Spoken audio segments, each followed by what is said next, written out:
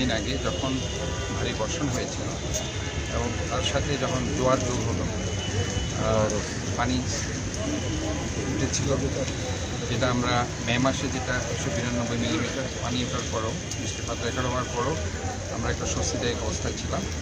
এবার 102 মিলিমিটার হওয়ার পরেও সেটা গিয়ে জোয়ারের পানি যোগ হওয়ার কারণে গিয়ে সেটা একটা অস্বস্তিকর অবস্থায় দাঁড়িয়েছে দেখে আমি এরপরেই এটা সমন্বিত সভা করেছি।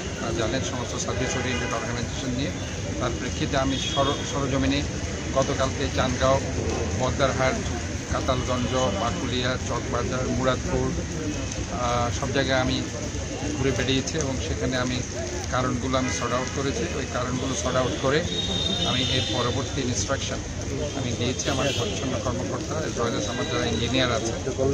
এবং সেখানে আপনারা দেখেছেন গতকালকে আমি যখন যাচ্ছিলাম বদ্দারহাট দিয়ে, পাশে যে খালটি আছে সেখানে আমার সামনে আমি দেখছি যে কিচেন রুম থেকে একটা বিশাল ময়লা ঝুড়ি সেখানে ফেলা হয় খালের মধ্যে।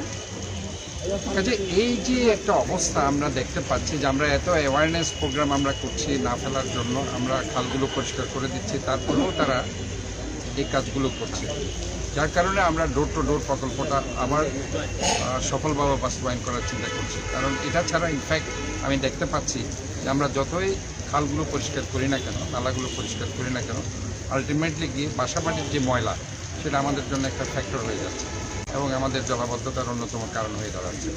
ভারী বর্ষণের কারণে আমাদের রাস্তাগুলো যেগুলো নষ্ট হয়ে গেছে, বিশেষ করে সেখানে আপনারা দেখেছেন বিভিন্ন খানাখন্দ ভরে গেছে, তো সেগুলো আমরা মেনটেনেন্স করার জন্য আমার ইঞ্জিনিয়ারিং ডিপার্টমেন্টকে বলেছি।